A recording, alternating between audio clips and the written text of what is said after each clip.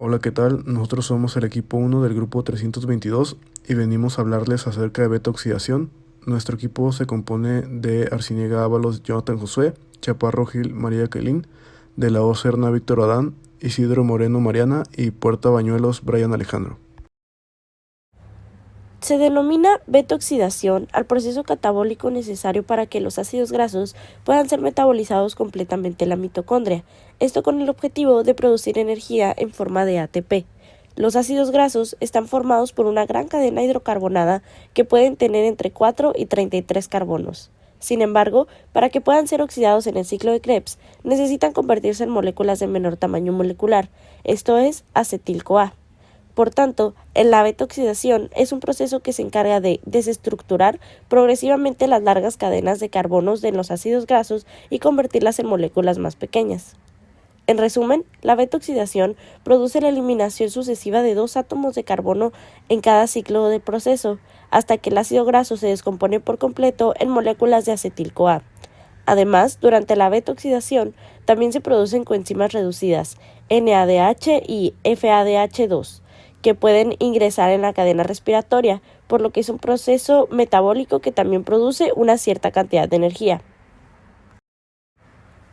Antes de que se produzca la beta-oxidación, los ácidos grasos deben activarse con coenzima A y atravesar la membrana mitocondrial interna, la cual es impermeable a ellos. En este paso, debe utilizarse como transportador la carnitina. Una vez dentro de la matriz mitocondrial, el ácido graso es sometido a la beta-oxidación, que consta de 4 reacciones recurrentes. 1. Oxidación por FAD. 2. Hidratación. 3. Oxidación por NAD+. 4. Diólisis, las cuales veremos más a fondo más adelante. El ácido graso coenzima A generado tras estas 4 reacciones repetirá el proceso que tendrá lugar las veces necesarias para que al final todos los carbonos del ácido graso de partida salgan en forma de acetil-CoA. Las moléculas de acetil-CoA generadas pueden proseguir el metabolismo oxidativo entrando al ciclo de Krebs. FADH2 y NADH cederán los electrones recogidos en la oxidación del ácido graso a la cadena de transporte electrónico mitocondrial. Si bien sabemos, los lípidos tienen varias funciones, entre ellas se destacan la reserva de energía, que contribuyen a diferentes estructuras, participan como cofactores y señaladores y también tienen una gran participación en la pigmentación. En los alimentos existen fundamentalmente 3 tipos de lípidos, sin embargo, los más comunes son las grasas o aceites, también llamados triglicéridos o triaciglicéridos. Para entender acerca del metabolismo lipídico es importante mencionar, o más bien entender, que los lípidos no viajan como tal como lípidos, sino viajan en el torrente sanguíneo en forma de una partícula llamada lipoproteína, la cual es la combinación de un lípido más una proteína. Las clases más importantes de lipoproteínas son 4, son las que se muestran en la parte de abajo, que son los kilomicrones, los VLDL, LDL y los HDL, los cuales desempeñan diferentes funciones, pero podríamos decir que trabajan en conjunto. ¿Y a qué me refiero a que trabajen en conjunto?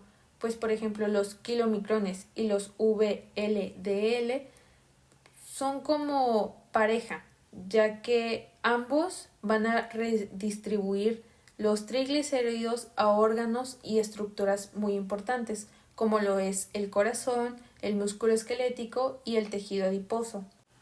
Sin embargo, lo que se diferencia del uno y del otro es que los kilomicrones son las lipoproteínas de mayor tamaño, ya que superan a los 100 nanómetros.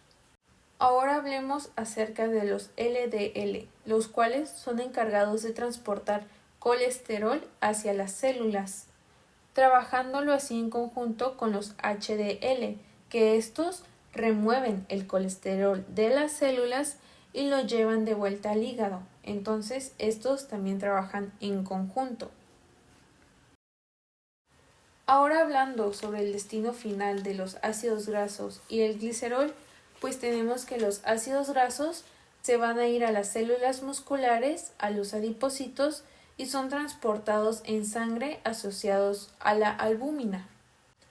En cambio, el glicerol tiene un destino final un tanto diferente, porque este es recogido por el torrente sanguíneo y fosforilado por la enzima glicerol sinasa, convirtiéndolo en glicerol 3-fosfato, el cual puede entrar a la glucólisis, que si bien sabemos, la glucólisis es un proceso muy importante para la producción de energía que requiere la célula para diferentes funciones. Para ingresar un ácido graso a la matriz mitocondrial, existe una limitante que es el tamaño, debido a que la membrana interna de la mitocondria es poco permeable y los ácidos grasos de más de 14 carbonos requieren utilizar un transportador de carnitina, mientras que los ácidos grasos pequeños no requieren de ese transportador. Un ácido graso es una biomolécula de naturaleza lipídica formado por una cadena alquílica y un grupo carboxilo. La carnitina es una molécula con un grupo amino, un grupo alcohol y un grupo carboxilo. Se sintetiza a partir de lisina y metionina en hígado, riñones y cerebro, pero normalmente se obtiene de la dieta a partir de carnes y lácteos. Ahora vamos a revisar el paso del ácido graso a la mitocondria. Este ingreso tiene como objetivo que el ácido graso sea beta oxidado. Para lograr este transporte a través de la membrana interna mitocondrial, lo primero que debe suceder es la activación del ácido graso por la unión de un AMP, el cual le transfiere el adelinato y se obtiene acil-adelinato y se libera un pirofosfato. Esta reacción es energéticamente cara, pues consume 2 ATP. En la membrana externa mitocondrial se encuentra la enzima acil-CoA sintetasa y la coenzima A, la cual une el grupo acilo al acil-adelinato y forma el acil-CoA, que es la forma activada del ácido graso que se quiere transportar, es decir, la forma apta para ser transportado. Posteriormente, se requiere que ese acil-CoA se una a la carnitina, para lo cual se tiene la enzima carnitil-aciltransferasa, que se ubica en la membrana externa de la mitocondria. Una vez unidos, se tiene la acilcarnitina.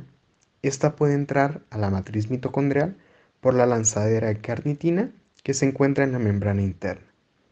Una vez que el acil-CoA en forma de acilcarnitina ha ingresado a la matriz mitocondrial, se tiene que liberar de la carnitina para poder ser oxidado, por lo que la enzima carnitina aciltransferasa 2, que se encuentra en la membrana interna, separa la carnitina del acil-CoA.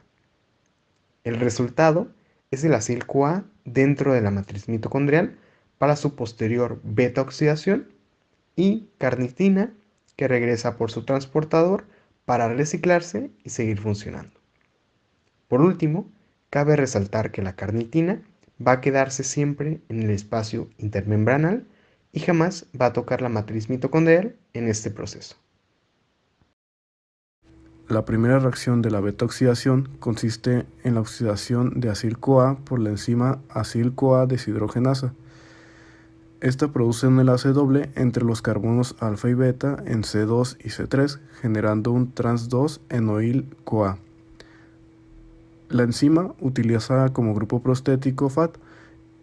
Los electrones del FAT-H2 son cedidos posteriormente a un transportador electrónico, la flavoproteína transferidora de electrones, que permite que se formen 1.5 moles de ATP en el proceso de fosforilación oxidativa.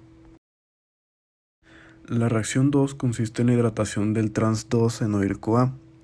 Este está dado por la enzima enoil-CoA hidratasa o también llamada cronutasa.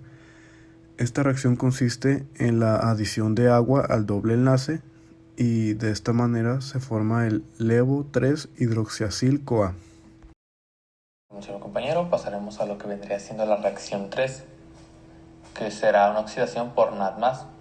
Aquí lo que pasará será que el hidroxiacil coenzima A, mediante la enzima bihidroxiacil coenzima A deshidrogenasa, quitará los hidrógenos del tercer carbono del ya mencionado Esos luego van a pasar al sector de electrones, es decir, al NAD+, que va a pasar a ser un NADH más H.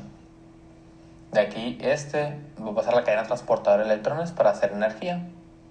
Y como ya vimos en el carbono 3, ya que perdió hidrógenos, va a pasar a ser inestable. Y lo que va a pasar cuando este se convierte en estable, hará un doble enlace.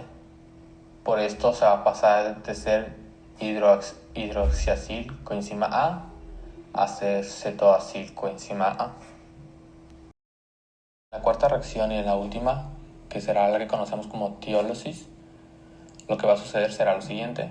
En esta reacción justamente va a pasar prácticamente que el azufre de la coenzima A, que vemos justamente donde está la enzima tiolasa en la diapositiva, va a atacar al carbono del grupo ceto de la cetoacilcoenzima A, causando justamente una ruptura para sacar el producto para sacar o producir lo que vendría siendo el producto de acilcoenzima A y acetilcoenzima A. Como os he explicado, en sí lo que va a pasar es que en la parte de la coenzima que se usó para la reducción, esta se va a unir al carbono que les mencioné justamente, junto al radical para hacer lo que vendría siendo el acilcoenzima A, como se puede ver en la imagen que está en la diapositiva. Y prácticamente el hidrógeno que se desprende de la coenzima se va a unir al metileno, que podemos ver para hacer lo que conocemos como el acetilcoenzima A. Por último, el acilcoenzima A va a pasar que será un nuevo ciclo de oxidación, donde cada oxidación va a perder 2 átomos de carbonos, mientras que el acetilcoenzima A pasará al ciclo de Krebs. Balance energético tomaremos como referencia lo que vendría siendo desde la beta oxidación del ácido palmítico, que tendrá 16 carbonos. Lo que vamos a ver es que nos encontraremos que habrán 7 NADH, 7 FADH2 y 8 acetilcoenzima A, habiendo en sí un total de 17.5 ATP en la cadena respiratoria por NADH y 10.5 por FADH en la cadena respiratoria también, y un total de 80 ATPs en el ciclo de Krebs por el acetilcoenzima A. Con la sumatoria de esto, lo que vamos a hacer va a eliminar 2, justamente por la activación del ácido graso, y nos va a dejar con un total de 106 ATP de balance energético.